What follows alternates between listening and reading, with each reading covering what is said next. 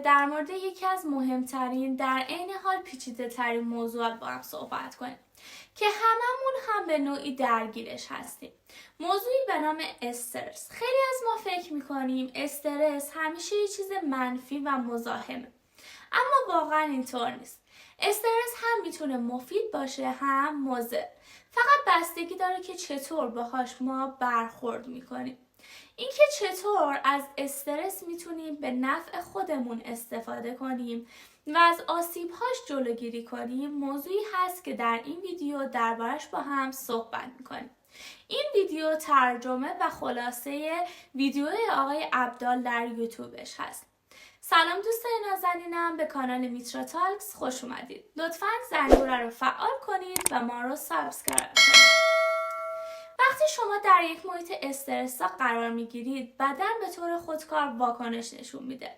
این واکنش ها میتونه از افزایش ضربان قلب باشه تا ترشح هورمون های استرس مثل هورمون آدرنالین و کورتیزول. اما نکته اینجاست که استرس همیشه بد نیست. درست شنیدید. استرس میتونه در شرایط خاص بسیار مفید باشه و حتی کمک کنه عملکرد بهتری هم داشته باشیم. استرس انواع مختلف داره. یکی از اونها استرس کوتاه مدته. یک نیروی محرکه به نام استرس کوتاه مدت یا همون استرس هات هم بهش گفته میشه. چیه؟ استرسی هست که در مدت زمان کوتاه اتفاق میفته. مثلا تصور کنید دارید یه سخنرانی مهم رو انجام میدید یا در حال انجام یک کار چالش برانگیز هستید. در این لحظه ها بدنتون برای مقابله با شرایط بحرانی آماده میشه. قلبتون سریعتر میزنه، فشار خون افزایش پیدا میکنه و حتی نفساتون هم سریعتر میشه. این استرس که میشه گفت یه واکنش طبیعی و حتی مفید برای بدن هست، بهتون انرژی میده که عملکرد بهتری رو داشته باشید.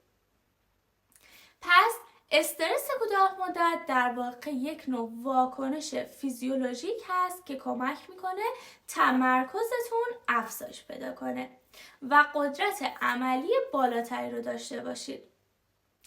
حالا میدونید چه چیزی باعث میشه این استرس کم کم تبدیل به یک مشکل بشه؟ زمانی که استرس بیش از حد طول بکشه از نیروی محرکه به یک نیروی اضافی تبدیل میشه. استرس نوع دوم میان مدته. خیلی وقتها استرس میان مدت رو تجربه میکنیم. یعنی استرسی که برای مدت چند روز یا حتی چند هفته ادامه پیدا میکنه. مثلا ممکنه شما در حال آماده شدن برای یک پروژه مهم توی کارتون یا تحصیلتون باشید و استرس زیادی رو تحمل کنید. در این مواقع بدن و ذهن شما باید با این فشار روبرو بشن. اما نکته اینجاست که شما میتونید با تمرین بدن و ذهن خودتون رو برای مقابله با این استرس آماده کنید. هر چقدر بیشتر با استرس های مختلف روبرو بشید و به بدنتون فشار بیارید، بهتر میتونید واکنش ها و پاسخ های خودتون رو کنترل کنید. حالا سوال اینجاست چطور میتونید بدن و ذهن خودتون رو برای استرس های میان مدت آماده کنید؟ پاسخ آقای عبدال چیه؟ میگه تنظیم و سازگاری. زمانی که بدن شما با استرس آشنا میشه میتونه شروع کنه به سازگاری و از اون به عنوان یک محرک برای رشد و عملکرد بهتر استفاده کنه. تمرینات ورزشی، دوش آب سرد یا گرم، حتی تمرینات تنفسی بهتون کمک میکنه که بدن خودتون رو توی موقعیت‌های پر استرس قرار بدید بدون اینکه بخواید از کنترل خارج بشه. استرس نوع بعد استرس طولانی مدته. همون که دشمن خاموش هم میتونیم ازش یاد کنیم. یا استرس مزمن. این نوع استرس به طور دائمی یا در مدت زمان طولانی میتونه وجود داشته باشه و واقعا هم میتونه آسیب زننده باشه. وقتی بدن در حالت استرس طولانی مدت قرار میگیره، هورمون‌های استرس مثل کورتیزول همیشه توی بدن وجود دارن و این باعث میشه بدن به تدریج خسته بشه. استرس طولانی مدت میتونه باعث بروز مشکلات جسمی و روانی جدی بشه. مثلا مثل افزایش خطر بیماری‌های قلبی یا اختلالات خواب، ضعف سیستم ایمنی بدن، حتی اضطراب‌های مزمن دیگه هم میشه. بنابراین خیلی مهمه که این نوع استرس رو کنترل کنیم و از تبدیل شدنش به یک مشکل جدی جلوگیری کنیم. حالا چطور میتونیم استرس طولانی مدت رو مدیریت کنیم؟ عبدال اومده ابزارهای مدیریت استرس طولانی مدت رو معرفی کرده. یکی از اونها ورزش منظم. ورزش نه تنها برای بدن خوبه بلکه باعث کاهش سطح استرس میشه. وقتی ورزش میکنید بدن شما هورمون‌های استرس رو کاهش میده و هورمون‌های خوب دیگر رو ترشح میکنه که باعث شادی و آرامش شما میشه. مورد بعدی که آقای عبدال بهش اشاره کرده خواب کافیه. خواب برای کاهش استرس ضروریه. وقتی که خواب کافی داریم بدن میتونه خودش رو بازسازی و ریکاوری کنه و استرس های روزانه رو فراموش کنه.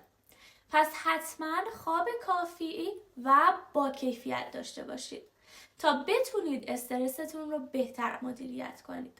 مورد بعدی تغذیه سالمه. غذایی که میخوریم تأثیر زیادی در سطح استرس ما داره.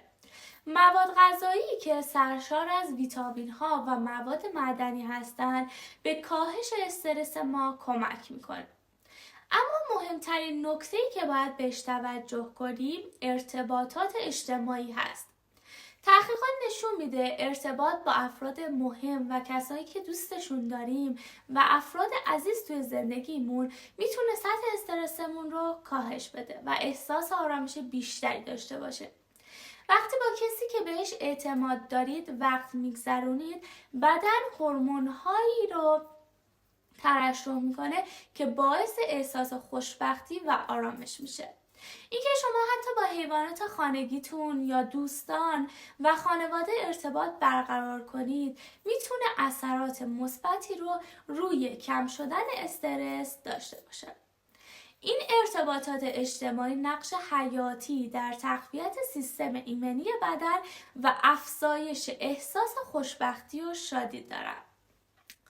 یکی دیگه از اونها مکمل ها هست که برای کاهش استرس میتونیم استفاده کنیم. بعضی وقتها ممکنه نیاز داشته باشیم از مکمل ها برای کمک به مدیریت استرس استفاده کنیم.